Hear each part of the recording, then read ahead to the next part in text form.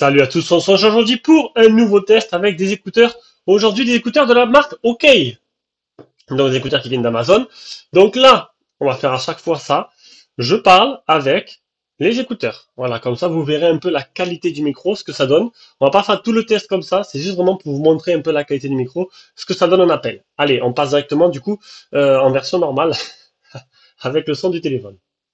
Si tu aimes nos vidéos, tu peux mettre un petit pouce bleu, tu peux t'abonner et activer la cloche pour ne rater des futures vidéos. Et si tu veux nous soutenir un peu plus, tu peux aller sur notre page Tipeee. Donc Tipeee, c'est une plateforme de financement participatif pour soutenir les gens comme nous qui font des vidéos. Tu nous fais un petit don, c'est pas grand chose, mais petit à petit, bien, ça nous permet à la fin du mois de pouvoir investir dans des produits. Et en même temps, tipeur, en plus de ça, tu as des avantages que d'autres n'ont pas. Tu pourras acheter en priorité, d'avoir la priorité sur les téléphones et les accessoires de tout ce que l'on teste, à prix préférentiel bien sûr, ainsi que d'autres petits avantages. Et ça, c'est plutôt pas mal. Allez, on revient en mode normal avec le son du téléphone. Donc là, pour changer, je me suis dit que j'allais tester, voir ce que ça vaut de filmer avec le 16S.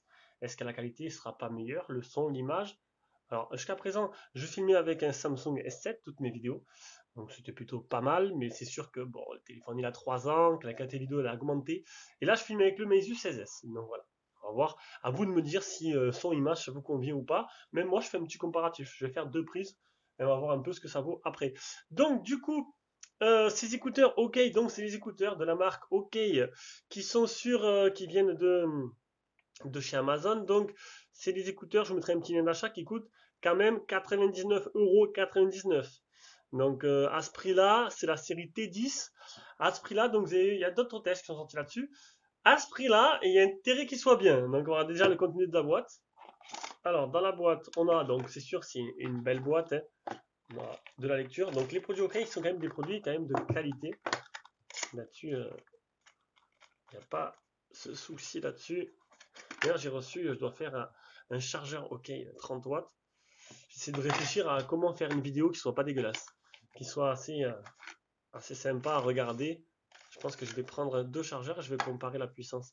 Donc, on aura un câble de rechargement type C, oui, parce que ce sont, alors on verra ça après, on verra après, hop, alors, un câble de rechargement type C, pas mal de paires d'écouteurs hein, de supplémentaires, 3 tailles exactement, avec des petites protections en plus pour les protéger. Hop, on va mettre ça sur le côté, on va venir maintenant au boîtier. Alors, un petit boîtier plutôt sympa, original, hein, avec une forme ronde tout simplement. On n'aura pas de bouton on-off dessus. On aura ici le port de rechargement type C. Oh, la mise au point. La mise au point. Est-ce que ça va être aussi bien que le S7? À voir. Donc, voilà, il s'ouvre comme ça, les écouteurs. Donc, j'ai pas exactement la capacité de la batterie du boîtier, tout simplement. Je l'ai pas. Donc les écouteurs, ils sont très simples. Donc, qu'est-ce que je peux dire sur ce boîtier? Donc le boîtier, il a une autonomie annoncée en tout. Ils annoncent pour 24 heures. 24 heures. Alors, ce qui est marrant, c'est que vous pouvez recharger, ils disent 2 fois et demi. Alors, pourquoi pas avoir fait 2 ou 3 pour recharger 2 fois et demi vos écouteurs? Ce qui est c'est un peu spécial. Donc, bon, comme tous les écouteurs, vous les mettez dedans, ils s'arrêtent, ils se mettent en charge. Vous les sortez, ils se mettent en appareillage. Et s'ils sont déjà connectés à votre téléphone, eh ben, ils se connectent directement à votre téléphone. Donc, on passe directement à ce qui nous intéresse, c'est-à-dire les écouteurs. Donc, moi, quand je vois des écouteurs à 100 €, je m'attends à quelque chose de plutôt intéressant.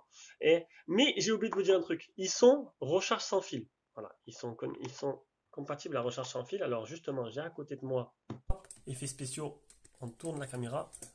Tac. Non, c'est pas comme ça que je voyais les choses. Ah ben, c'est du direct. Alors, est-ce que ma petite enceinte, elle est connectée? Donc là, ça doit se mettre en bleu si ça se met en route. Voilà, donc là, c'est allumé en bleu. On peut pas voir, mais bon, il y a des petites LED devant ici de rechargement. Ils sont là.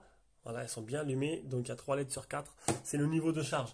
Donc, la recharge sans fil, elle marche correctement. Là-dessus, c'est bon, on va passer directement aux écouteurs. Donc, des écouteurs plutôt basiques qui sont tactiles. Alors, on va les voir de près, je vous les montrer. Voilà. Qui sont sales parce qu'ils ont été utilisés. Oui, bah, c'est le but des écouteurs, hein. Tester d'écouteurs, c'est pour les utiliser, surtout à la salle de sport. Donc, je les nettoie un peu au désinfectant. Voilà, je vais vous montrer un peu de près. Donc, je sais pas, j'espère que la qualité du son et de la vidéo sera plutôt correcte, hein. Le deuxième écouteur.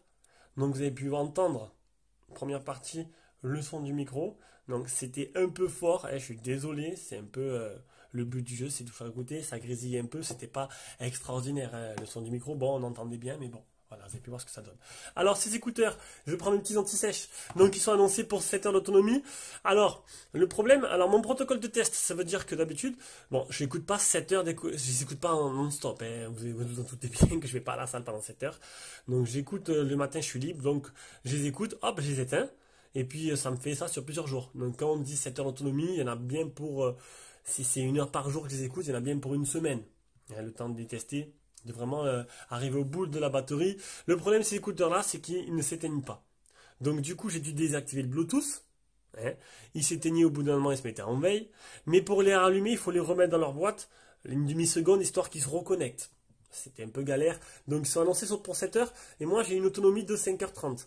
Mais voilà, c'est pas 5h30 continu. Donc quand je déconnectais le Bluetooth, il restait en veille, ce qui utilisait un peu d'énergie.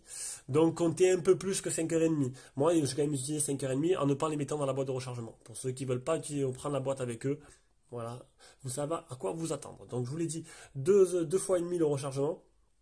Il n'y a pas de bouton on-off, on ne peut pas les éteindre. Et pour les rallumer, il faut les remettre dans leur boîtier de rechargement.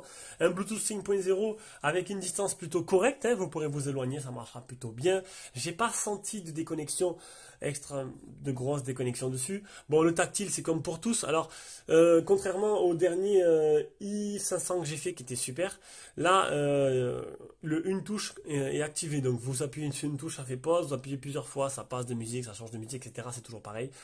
Voilà. Donc du coup, il y a voilà, quand vous les mettez dans l'oreille, il y aura vous allez appuyer dessus sans faire exprès. Du coup, ça va appuyer sur pause. Dommage. C'est vrai, c'était la bonne idée ça. Une touche de le désactiver, c'est vraiment la bonne idée de ces i500. Voilà. Et c'est des copies chinois. Donc qualité du son, j'ai pas trouvé ça extraordinaire. La qualité du son, elle est bonne, mais pour 100 euros, je m'attendais à un truc de dingue. Et ben non.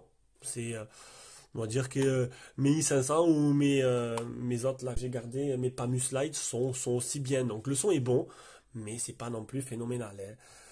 Ils sont certifiés IPX5, donc vous pourrez courir sous la pluie comme des fous si ça vous intéresse. Ils sont résistants à la sueur, à la pluie. Par contre, ce qui est bien, certification audio HD. Voilà, donc si vous avez un téléphone compatible, comme le Meizu est compatible, quand vous allez les connecter, vous pouvez activer le audio HD. Ils sont AAC. Le son, j'ai mis à 70%. Pour ceux qui vont intéresser, donc j'ai utilisé 5h30 à 70% du volume sur mon Meizu, bien sûr. Voilà.